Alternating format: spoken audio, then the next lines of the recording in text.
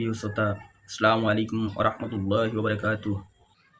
আজকে আমি আপনাদের সম্মুখে উপস্থিত হয়েছি আমাদের সমাজের আলেম ওলামা বা ইমাম সমাজকে নিয়ে কিছু কথা বলার জন্য। সর্বপ্রথমে আমি বিদ্রোহী কবি কাজী নজরুল ইসলামের একটি কবিতা কান্ডারি হুঁশিয়ার থেকে শুরু করতে চাই। এখানে কবি নজরুল বলেছেন, দুর্গম গিরিকান্তর মোর দুস্তর পারাবার, লঙ্ঘিত হবে রাত্রি নিশীথে যাত্রীরা হুঁশিয়ার। দুলিতেছে তরি, ফুলিতেছে জল, ভুলিতেছে মাঝি পথ, ছিড়িয়াছে পাল, কে ধরিবে হাল, আছে কার হিম্মত। কে আছো জুয়ান, হও আগুয়ান, আছে কার হিম্মত। আমি কবিতা আবৃত্তিতে ভুল ত্রুটি হতে পারে, আমার মনের ভাব প্রকাশের জন্য নজরুলের এই কবিতার উক্তি আপনাদের সামনে পেশ করলাম।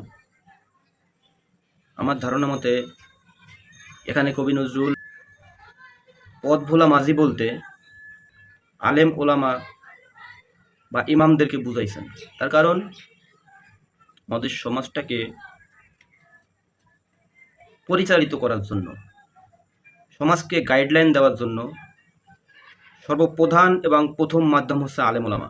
ইতিহাস রিসার্চ করলে, ইতিহাস ঘেটলে আপনারা দেখতে পাবেন 500 বছর আগের থেকে বা তারও আগের থেকে পৃথিবীতে যে রাষ্ট্রে, যে দেশে, যেখানেই কোনো আগ্রাসন, শোষণ, জুলুম, অত্যাচার, ব্যভিচার, নিপীড়নের শিকার হয়েছে জাতি, সেখানেই আলেম ওলামাই সর্বপ্রথম প্রতিবাদ এবং প্রতিরোধের দুর্গ করে তুলেছেন।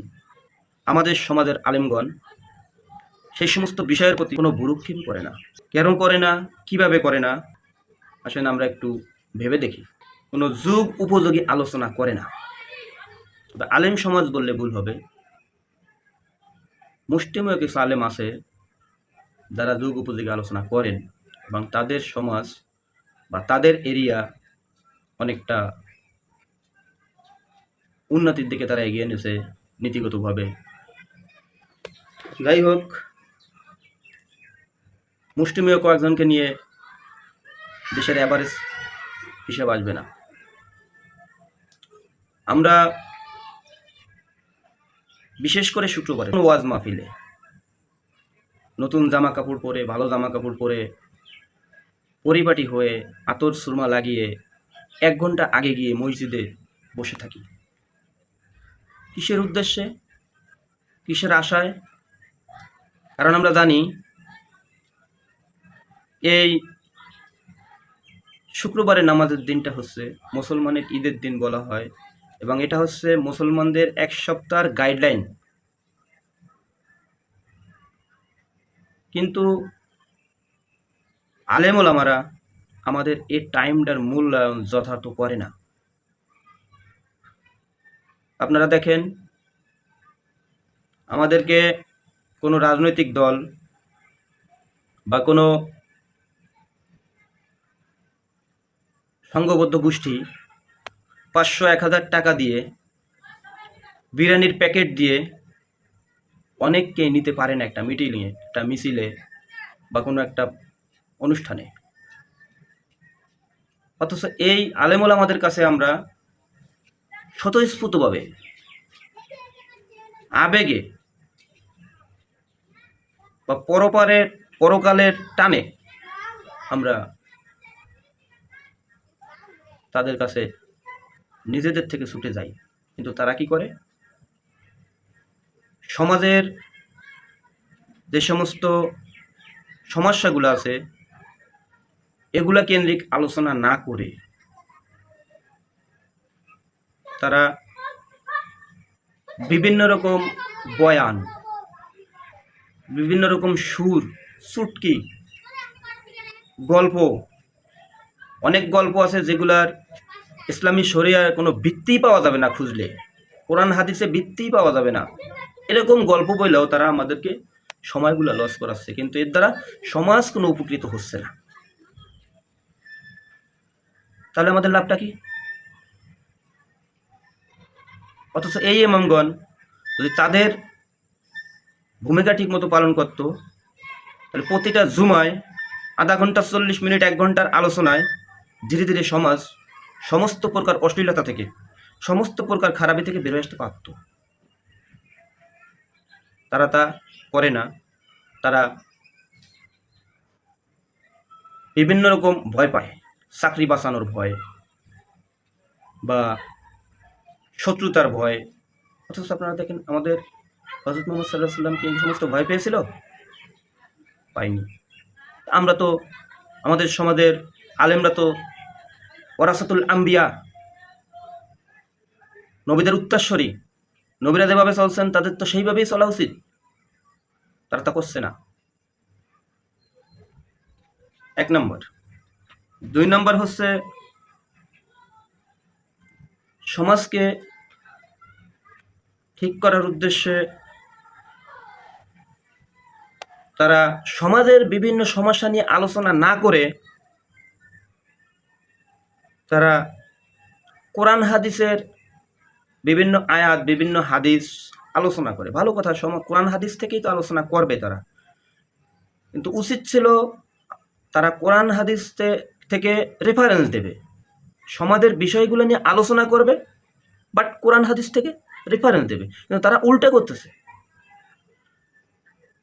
কোরআন হাদিস থেকে আলোচনা করতেছে, সমাজের 2-1টা রেফারেন্স দিলেও ভালো সমাজের বিষয়কে উল্লেখ করে, নাইলে নাই। যারা চাকরি বাঁচানোর ভয় পায়, যারা চাকরি কেন্দ্রিক ইমাম, চাকরি কেন্দ্রিক আলেম, মানুষের নিন্দাকে ভয় পায়, তারা কোনো উদাহরণই দেয় না। ওই নবীদের কাহিনী, নবী রাসূলদের কাহিনী, কোরআন হাদিসের আয়াত, কোরআন হাদিস এগুলায় নবী রাসূলদের ঘটনা দিয়ে উদাহরণ দেয়। তাতে আমাদের সমাজের লোকজন আমরা কিছুই বুঝতে পারি না যে আমাদের সমাজকে, আমাদেরকে এই আয়াত দিয়া, এই হাদিস দিয়ে কি বোঝানো হয়েছে। তৃতীয়ত হচ্ছে 3 নম্বরে যেটা, তারা সমালোচনা নিতে পারে না। আমাদের বিভিন্ন রকম রাজনৈতিক দল একে অপরের সমালোচনা করে, একটা পাবলিক তার সমালোচনা করে, একটা ভিক্ষুক তার সমালোচনা করে, একটা শ্রমিক, কৃষক, এমনকি একজন সুইপারও তার সমালোচনা করে। তারা তা সহ্য করতে পারে একজন সাধারণ রাজনৈতিক দল হইয়া, রাজনৈতিক দলের নেতা হইয়া। কিন্তু আমাদের আলেম ওলামারা তারা চায় সবাই তাদেরকে হুজুর হুজুর করুক। অথচ এটি কি আদৌ সম্ভব? একটা মানুষের কখনো সবাই হুজুর হুজুর করবে না, কখনো সে কারো কাছে ভালো হবে না। তাই যদি হওয়া সম্ভব হইতো, তাহলে যাকে সৃষ্টি না করলে পৃথিবীর কোনো কিছু সৃষ্টি হইতো না, পৃথিবীর সৃষ্টি হইতো না। সেই রাসূল সাল্লাল্লাহু আলাইহি ওয়াসাল্লামকে সবাই হুজুর হুজুর করতো, তারা দান মোবারক শহীদ করতে হইতো না উহুদের ময়দানে, তার কাফেরদের বিরুদ্ধে এতগুলো যুদ্ধ করতে হইতো না, তার চাচা তাকে কূপ খনন করতো না তাকে কূপ ফেলে মারার জন্য। আপনি আমি তার থেকে কি বড় বুজুর্গ হয়ে গেছি? আপনি আমি কি শ্রেষ্ঠ মানবের থেকে বেশি বুজুর্গ হয়ে গেছি যে আমরা সমাজের সমালোচনা নিতে পারবো না, মানুষের সমালোচনা নিতে পারবো না, হক কথা বলবো না আমরা সমালোচনার ভয়ে? তাহলে আমরা কিসের আলেম? যাই হোক ভাই, আমার আলোচনা দীর্ঘ হয়ে যাচ্ছে, আমি এত লম্বা আলোচনা করব না, আপনাদেরও সময়ের মূল্য আছে। আরেকটা বিষয় বলে আমি শেষ করব। 4 নম্বর হচ্ছে তারা সমাজের চাটুকারিতা করে। মসজিদের মেহরামে বসে আপনার আমার সবার দেওয়া সম্মানী ভাতা খেয়ে, আমি বলবো না বেতন, ওটা আমরা সম্মানী ভাতা তাদেরকে দেই, বেতন বললে তাকে ছোট করা হয়, সেই সম্মানী ভাতা খেয়ে সে বিভিন্ন রকম রাজনৈতিক নেতা, প্রভাবশালী লোকের চাটুকারি করে। ওই অমুক মামা, তমক মসজিদের সভাপতি, তিনি নির্বাচন করবেন, ফুলের মতো পবিত্র তার চরিত্র, আপনারা সবাই তার জন্য দোয়া করবেন। অমুকের মা অসুস্থ, তার জন্য দোয়া করবেন, একটু তার কাছে ভালো হওয়ার জন্য, স্রেফ তার কাছে একটু ভালো হওয়ার জন্য, তার মনে একটু জায়গা করে নেওয়ার জন্য, যাতে ভবিষ্যতে তার চাকরিটা না যায়, তাকে স্থায়ী করে ওই মসজিদে রাখা হয় বা ওই মাদ্রাসায় রাখা হয়, জাস্ট এতটুকুর জন্য সে হক কথাগুলো এড়াই যাচ্ছে। তার ভিতরে যদি কোনো দোষ ত্রুটি থাকে সেগুলো সে বলে না, বললেও বিভিন্ন কায়দায় পেঁচায় গোছায় ঘুরাই ফেরাই বলে, যাতে পাবলিক বা জনগণ বুঝতে পারে না যে আমাদের ভিতরে এই সমস্যাগুলো আছে। যাই হোক ভাই, অনেক কথা বললাম। আপনারা হয়তো বলতে পারেন এত কিছু বাদ দিয়া আপনি কেন সর্বপ্রথম ইমামদের পিছনে ভিড়লেন?